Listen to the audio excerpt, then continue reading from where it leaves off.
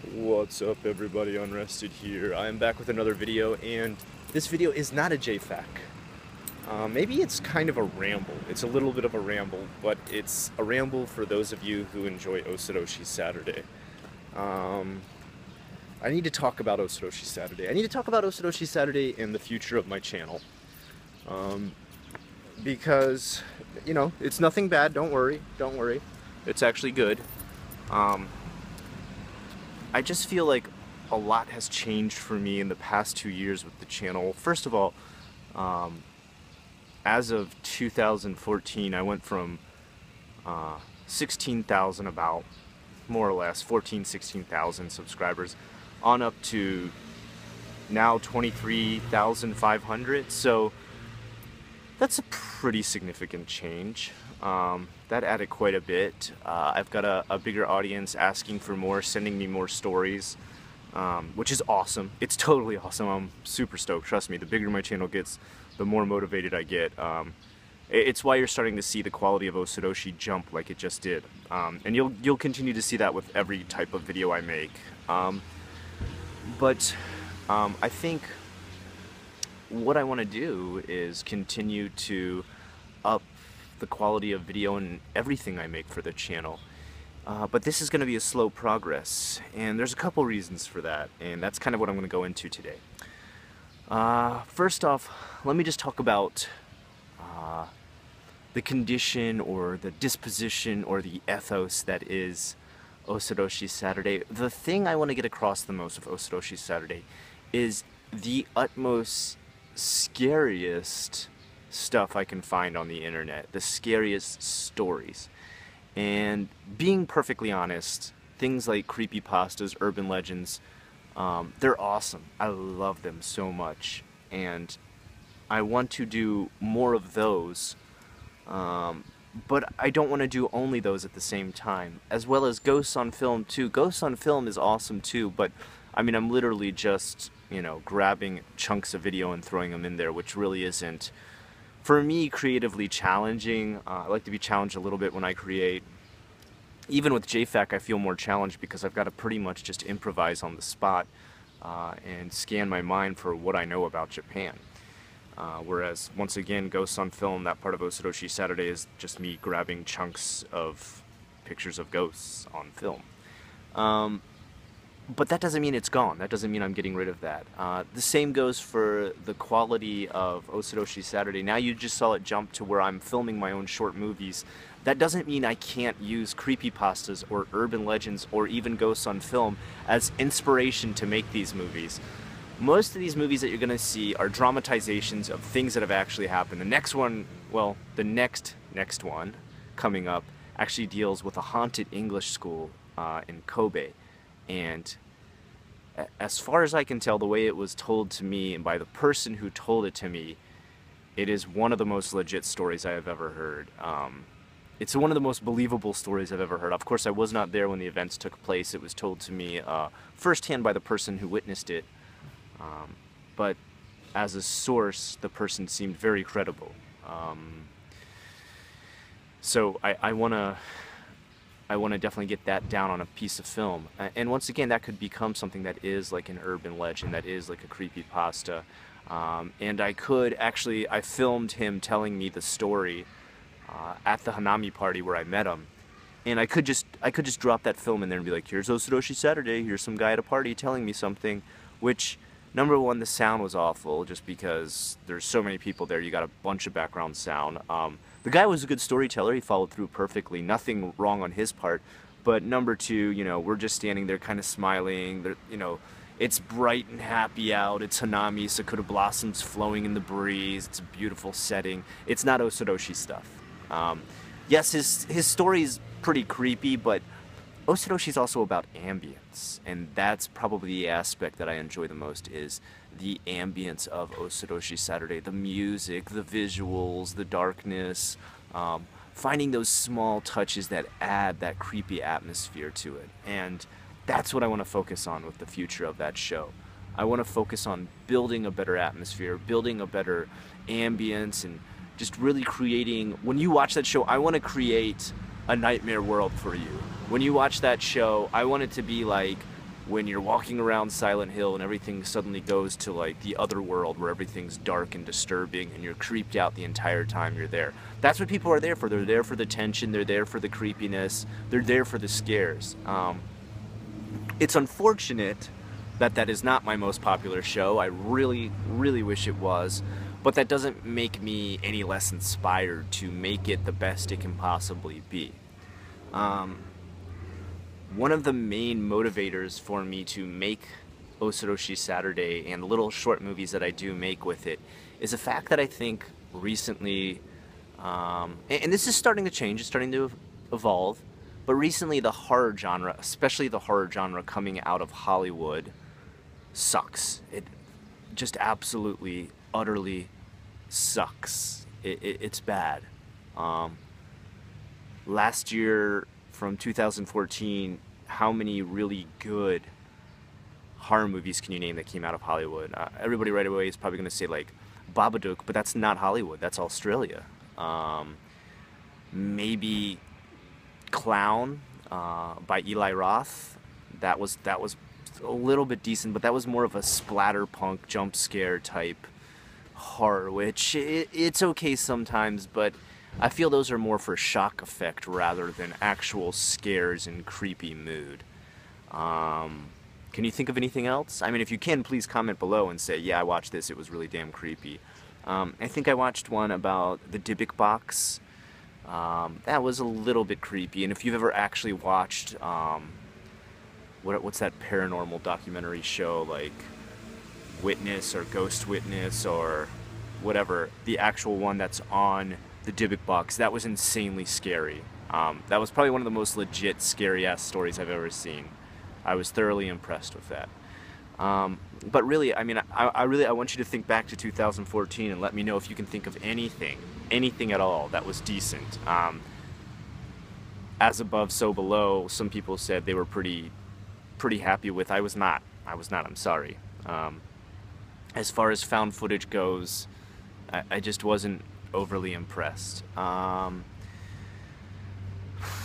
Let's see, what else?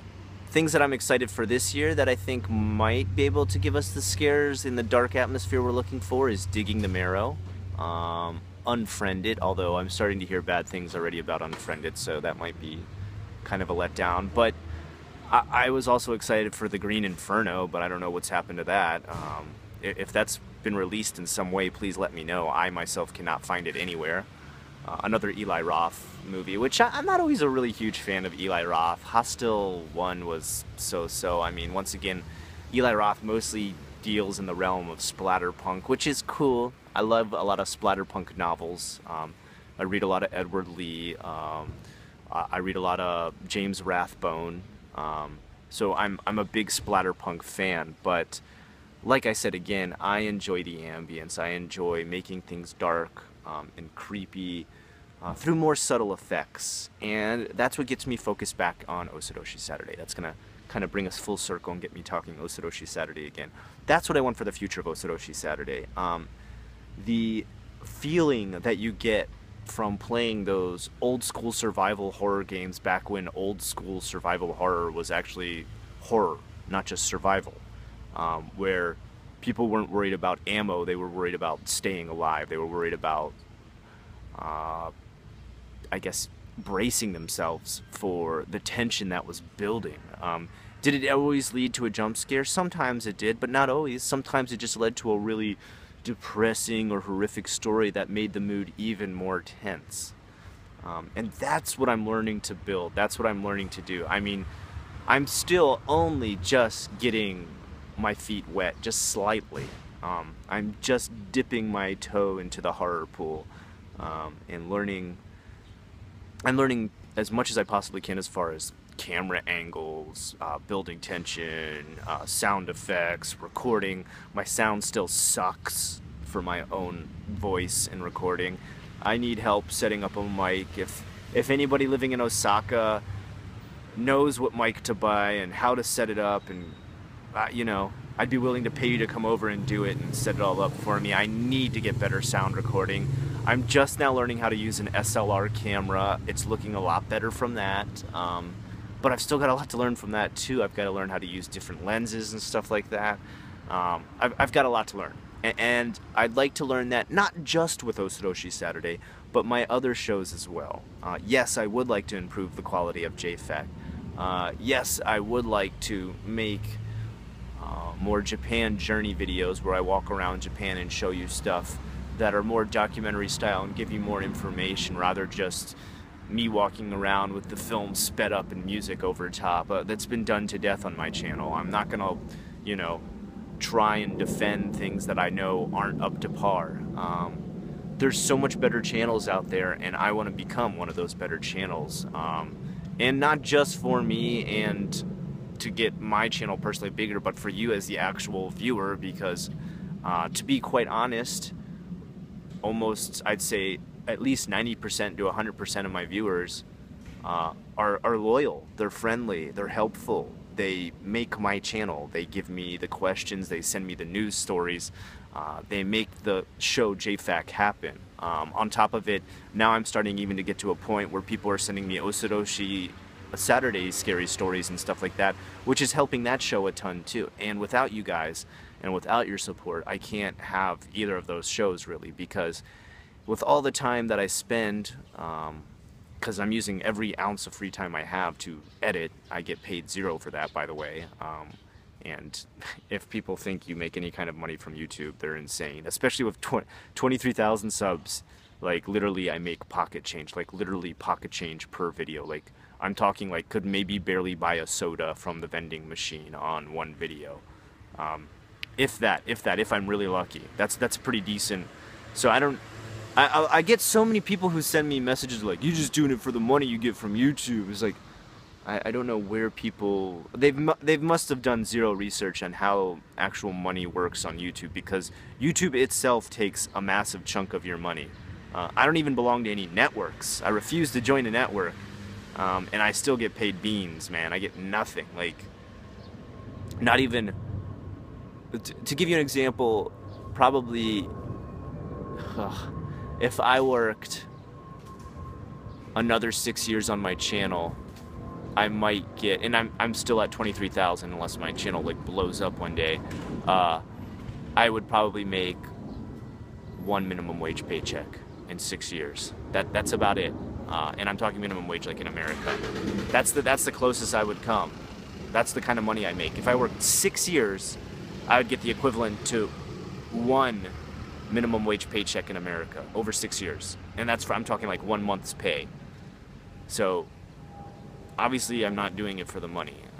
With 2 kids, a mortgage, a wife, you know, and the many other expenses such as just sending my kids to school, that like literally covers nothing, like absolutely nothing in my life. We've taken the money I think out of our account one time from the YouTube. Anyway, I'm going on about the YouTube money way too long. It's pointless. It's bullshit. If people think I'm doing it for the money, they're so goddamn wrong. They don't know how wrong they are. They're totally confused. I'm doing it, number one, because I have a passion for it. I think that's pretty obvious. With anything anybody does almost daily, which I do almost daily, make videos, they obviously do it for the passion. And that's what Osoroshi Saturday is for me. It's a passion, and this new way that I've done it, I've gotten a great response, and it's kind of reinvigorated the passion that I have for this series, which I'm super stoked about. But I want to get that way about JFAC. I want to get that way about my other series that I have about Japan, my other information I have on Japan. And for that, I need you guys' help. I know you guys already send a lot of help, but I need to get some more news stories. I need to get more bigger topics that haven't been covered by every single other J-vlogger, because I hate to be the guy who just reiterates what people have already said. I've done response videos, of course, before, which I think are important because they give you another J-vlogger's view of the same situation. But usually when I've done a response video, you know it's that because I put the other J-vlogger's name in the title. For example, Ryan Boundless or Give Me a Flake Man. Obviously when I'm doing responses to those, it's just giving you another angle on the same view. It's not me trying to be like, no, I thought of this first, especially when I'm putting the person's name in there who did the original video. Obviously I'm not trying to take credit as I'm the one who invented this. So I want more stuff that you guys are interested about that hasn't been covered by other J-vloggers. You know, and it may be something that has actually been covered, but maybe it's been like just a blip on the radar. Like they just did a very, very small piece on it, or it hasn't been covered in depth, or they only just kind of skimmed the topic. I'd be more than willing to jump deeper into some of those. You know, but there's some things that have just been utterly done to death. And even me, I've helped beat those things to death. For example, even recently with my stupid little candy videos. Those were fun to make. I had a good time with my friend Dan making them. We enjoyed it because it was something a little bit different to do. I've never done it before.